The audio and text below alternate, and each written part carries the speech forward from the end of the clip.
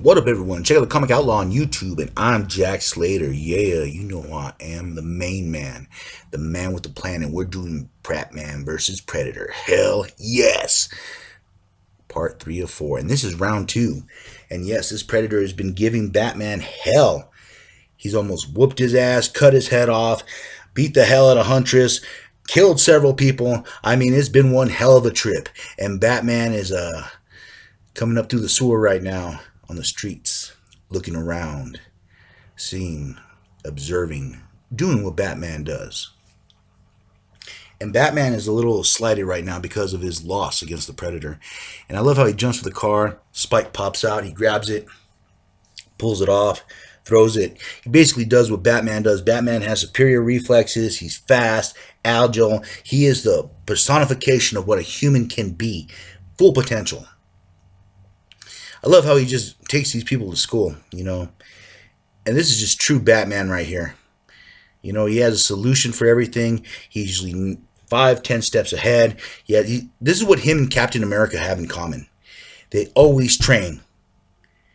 There's a lot of Avengers comics where Captain America is doing the same thing as Batman, always training, always going, always trying to find a solution, trying to find a way. And it's very fascinating how their training always seems to pay off. They got the skills, the talent, the potential, and I love how he just has a big smile on his face after he gets it done. But, of course, things happen. Traps happen. And from out of nowhere, all of a sudden, spikes appear. Fires his grappling gun, pulls his way up. And this is what I'm saying to conditioning, training, and reflexes. But someone's timing him. It's Alfred. This is a death trap, a training room, a danger room for the Batcave. So it would be like the Bat Danger Room. And Bruce is mad because he can't push himself anymore. The creature is faster than him, has better technology. And I love how he's boiling down the heads, and he puts the glasses on of the guy that tried to blow him up, Twitch. But anyways, Bruce is going over this guy, hired a bunch of assassins to kill him, and Alfred asks if he's going to use the suit from last time, the suit that beat the crap out of the Predator. No. Batman decides not to do it. He's following the Ocean's 11 thing where you don't do the sand gag, you move on to the next gag, I guess, even though that one beat the crap out of the Predator. Anyways, the Predator's coming, looking, hunting, stalking. And there's someone else is stalking in the night. It's the Huntress. Oof, the vivacious Huntress. I'd buy that for $1. Anyways, she's trailing off looking for these assassins. The assassins that have been hired to kill Batman. This is why, and I've said this many times in the criminal empire, you never do an open contract. You do not do an open contract because shit like this, the assassins will come out and kill each other. Misunderstandings, miscommunications. This is what happens when you act in the heat of the moment. But anyways, as you can see, one guy garrots the other guy. He blows his brains out. Huntress stands there. Of course, Huntress is not going to save them. She didn't kill them.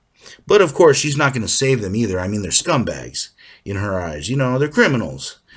Even though technically she's one herself. And a very sexy one, I might add. Anyways, Batman comes up with his new remote control hands. His new weapon against the Predator. And I love how she looks. And the interesting thing is that her and Batman ultimately have the same goal. It's just the rules that Batman follows come in direct conflict with Huntress's philosophy. And this is also the philosophy of the Red Hood. Why do you let these people live if they just live to kill again and again? How many people has Batman's mercy allowed to die? By sparing the Joker, by sparing Two-Face. This is a moral and ethical question. But anyways, these higher-ups, these CIA, the men in black, they come to see Commissioner Gordon, but his main man is standing there telling them they ain't going nowhere until they show him the proper credentials. But anyways, these guys are from the government, and they've had experience dealing with this situation before. Anyways, Alfred is watching his soaps, trying to have a moment for himself, and boof, the TV goes out. And this is Batman's new toy. Instead of a suit, instead of some cool gadget, he invents basically just an EMP. It'll short out the Predator's gizmos. He wants to move stealth and silent like a bat, instead of just beating the crap out of him, like he beats the crap out of everyone else. Anyways, the mobsters are having their little get-together, little talk, and the government people are having their little talk too. They're trying to figure out what they're going to do. The government's trying to get a squad together to blow out these Predators. That really didn't work too well for them in Predator 2, but we're going to see how that goes. And as you could tell, the mob is kind of shitting themselves too, because every one of their guys dies. Meanwhile, a Predator ship pulls up. Yes, another one. And 2 other Predators get out, making this situation from bad to worse. Yes, sir. There are 2 more. And I like that purple helmet. I mean, that looks pimping, I gotta admit. Anyways, that killer from the last issue, she's kind of running around the buildings as Huntress is following her. Batman is stalking Huntress while the Predator is stalking Batman. Whew, a lot of stalking. I'll be watching you. Anyways, this guy Torino has hired this chick to kill Batman, and of course she's expecting the bat, but ends up getting Huntress. And the fight is on. And you know what?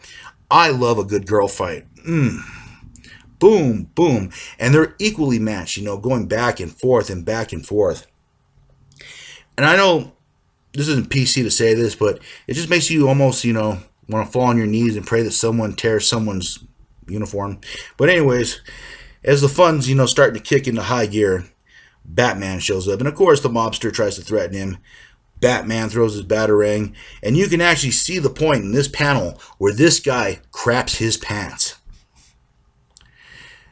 And too bad he did, because the Predator just smashed through. And this is where everyone else just kind of panics.